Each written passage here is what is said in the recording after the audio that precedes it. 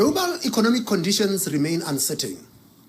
The United States paused tariff increases in April, but that pause expires tomorrow, and many countries do not yet have new trade deals. World oil prices spiked in June due to escalating conflict in the Middle East, but have since eased. To date, global economic activity has been broadly resilient to these stresses.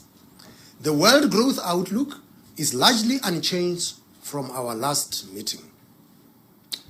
But there are risks that permanently higher tariffs or adverse geopolitical developments could cause more disruption to the global economy than we have seen so far this year.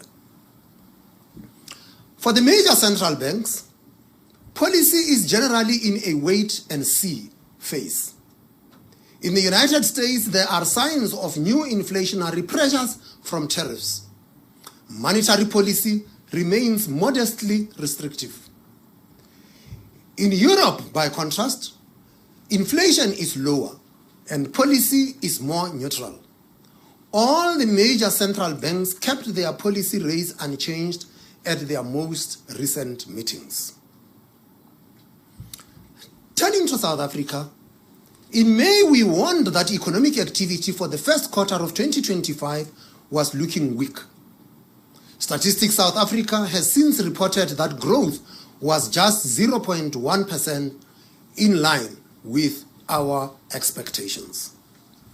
However, there was also a downward revision to earlier GDP data. Along with an assumption of higher US tariffs on South Africa, this has caused us to mark down our 2025 growth forecast. That said, the recent data flow has been positive, suggesting that the economy picked up in the second quarter of the year. The economy's underlying growth trend remains low, mainly due to persistent supply-side problems, for instance, in logistics. Higher levels of uncertainty also seem to have affected output, with business and consumer confidence deteriorating in the first half of the year. However, we still expect modestly higher growth in the coming years, supported by ongoing structural reforms. The risks to the outlook to the growth forecasts are assessed as balanced.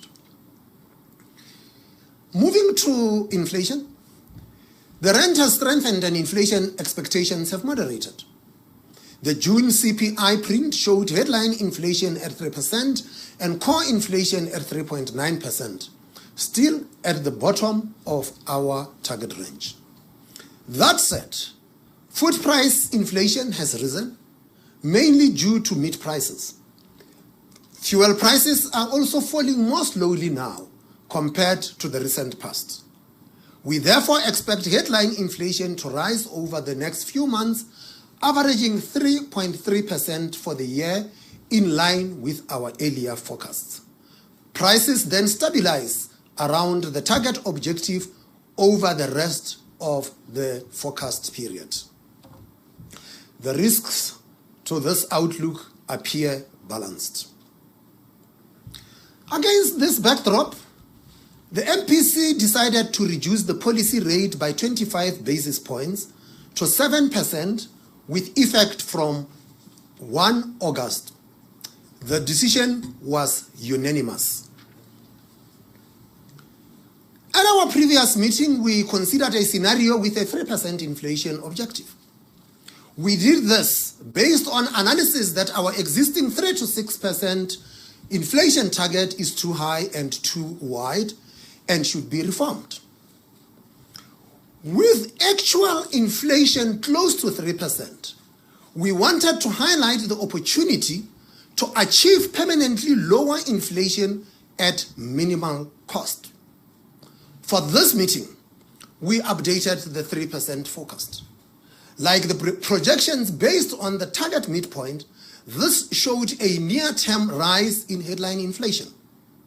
A key difference between the two forecasts, however, is what happens to core inflation. With a 3% objective, core inflation stays roughly where it is, which is close to 3%. Inflation expectations settle around a new normal of 3% during 2027 as stakeholders observe lower inflation and learn about the new target.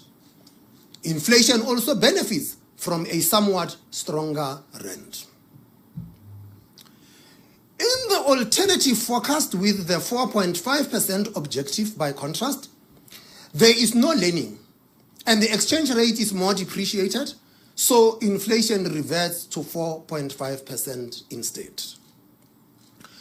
For policy, as we showed last time, lower inflation allows for lower interest rates. In our quarterly projection model, for a 4.5% objective, rates bottom out around 7%.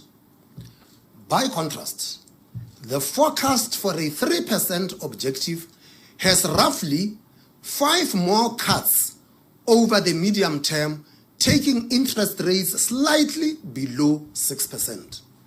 The logic of the model is that the interest rates need to fall as inflation eases to prevent inflation-adjusted rate, or the real interest rate, from rising too much. Real rates are nonetheless temporarily higher for a 3% objective, and there is a modest growth sacrifice which helps anchor expectations at lower levels. Over the past few months, the prospect of a lower inflation target has bolstered the rand and lowered long-term borrowing costs. It is important to sustain this progress and to minimize uncertainty about the longer-term objectives of monetary policy. Therefore, the MPC now prefers inflation to settle at 3%. In line with this, we have decided to aim for the bottom of our target range of 3 to 6%. We welcome the recent moderation in inflation expectations and would like to see expectations fall further. This would expand policy space and make our framework more robust to shocks. We will use forecasts with a 3% inflation anchor at future meetings. The South African Reserve Bank will also continue working with the National Treasury to complete target reform and achieve permanently low inflation. The challenges of the global environment highlight the urgency of domestic reform for accelerating growth. The SARB's main contribution is to deliver price stability. We have an opportunity now to lock in low inflation and clear the way for sustainably lower interest rates. Additional measures that would improve economic conditions include reaching a prudent public debt level, strengthening network industries, lowering administered price inflation, and keeping real wage growth in line with productivity gains.